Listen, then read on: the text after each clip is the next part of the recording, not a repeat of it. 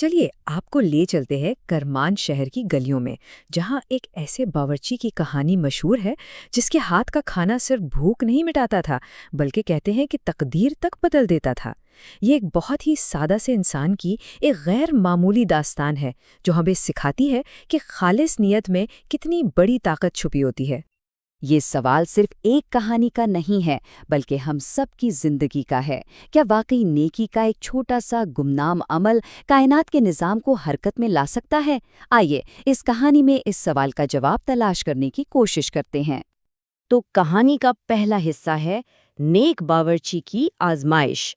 اس کا آغاز ایک معمولی سے ڈھابے سے ہوتا ہے، لیکن یہیں سے ایک غیر معمولی سفر شروع ہونے والا ہے۔ یہاں دو الگ دنیائیں آمنے سامنے ہیں۔ ایک طرف ہے طلحہ، ایک یتیم نوجوان جس کے دل کی پاکیزگی اس کے ہاتھوں کے ذائقے میں ڈھل جاتی ہے، اور دوسری طرف ہے اس کا لالچی مالک مقبول، جس کی آنکھوں میں صرف اور صرف دولت کی چمک ہے۔ اور ستم ظریفی تو دیکھیے، جو شخص خود سوکھی روٹیوں پر گزارا کرتا تھا، اسی کے ہاتھ کا بنا کھانا دور دراز کے امیر تاجروں کے لیے ایک نعمت بن چکا تھا۔ لوگ کہتے تھے کہ طلحہ کے کھانے میں صرف مسالے نہیں بلکہ خدا کی برکت شامل ہوتی ہے۔ اب کہانی ایک ایسے موڑ پر آتی ہے جہاں نیکی کا اصل امتحان ہوتا ہے، ایک فیصلہ، ایک لمحہ جو طلحہ کی پوری زندگی کا رخ موڑنے والا ہے۔ پہلی رات طلحہ نے اپنی سوکھی روٹیاں ایک بھوکی کتیا کو دے دی، دوسری رات بھی ایسا ہی ہوا، اور پھر تیسری رات بھی اس نے اپنی بھوک پر رحم دلی کو ترجیح دی۔ یہ خالص بے غرضی کا وہ عمل تھا جس نے ایک معجزے کی بنیاد رکھ دی تھی۔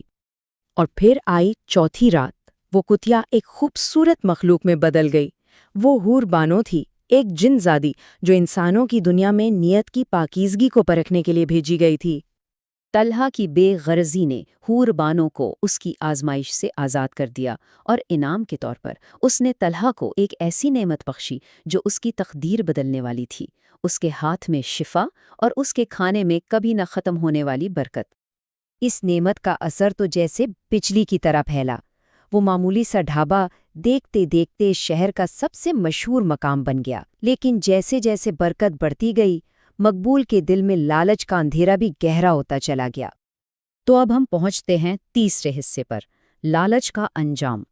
جہاں نیکی اپنی چمک بکھیر رہی تھی، وہیں حسد اور خوف ایک ایسی سازش کو جنم دے رہے تھے جس کا نتیجہ ایک بڑے تصادم کی صورت میں نکلنا تھا۔ اپنی دولت کے ذریعے کو کھونے کے خوف سے مقبول بالکل اندھا ہو گیا۔ اس نے طلحہ پر جادوگری کا الزام لگا کر اسے اسی ڈھابے میں قید کر دیا تاکہ یہ نعمت، یہ برکت ہمیشہ اس کی مٹھی میں رہے۔ لیکن خبر کو تو جیسے پر لگ گئے۔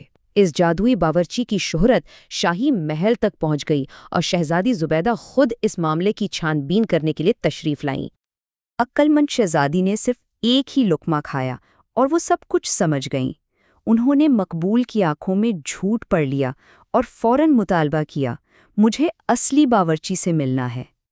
اور پھر کیا تھا، جیسے ہی قید خانے کا دروازہ کھلا، سچائی سورج کی طرح روشن ہو گئی۔ مقبول کے جھوٹ کا پردہ پھاش ہوا اور انصاف نے اپنا راستہ بنا ہی لیا۔ ظالم کو اس کے کیے کی سزا مل گئی۔ تو اب آتا ہے چوتھا حصہ، حقیقی دولت کا انتخاب۔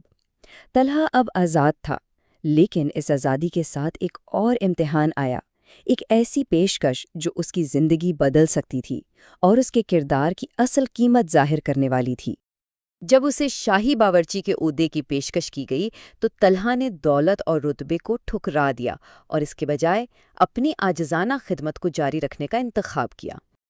طلحہ کی اس بے مثال عاجزی نے شہزادی کو اتنا متاثر کیا کہ انہوں نے حکم دیا کہ طلحہ کے لیے ایک شاہی مسافر خانہ بنایا جائے، جہاں ہر بھوکا مفت میں کھانا کھا سکے۔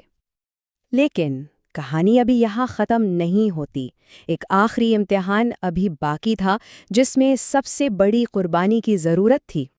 جب سلطنت کے بادشاہ موت کے قریب پہنچے تو آخری امید صرف طلحہ تھا۔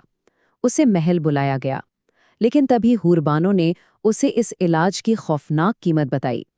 اسے اپنی وہ نعمت، وہ برکت قربان کرنی ہوگی۔ اور طلحہ، اس نے ایک لمحے کی بھی ہچکچاہٹ نہیں دکھائی۔ اس نے اپنی سب سے قیمتی چیز قربان کرنے کا فیصلہ کر لیا۔ وہ سمجھ گیا تھا کہ یہ نعمت اسے امانت کے طور پر ملی تھی اور اب وقت تھا اسے لوٹانے کا۔ اس آخری قربانی نے نہ صرف سلطان کی جان بچائی بلکہ حور بانو کو بھی ہمیشہ کے لیے آزاد کر دیا۔ ان کا اصل انعام کوئی جادوئی طاقت نہیں تھی بلکہ محبت اور محنت سے بھری ایک مشترکہ حقیقی زندگی تھی۔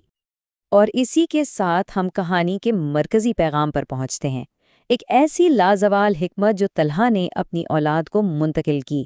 یاد رکھنا، جس کے پاس نیک نیت اور صبر ہے، اسے دنیا کا کوئی بادشاہ کبھی ہرا نہیں سکتا۔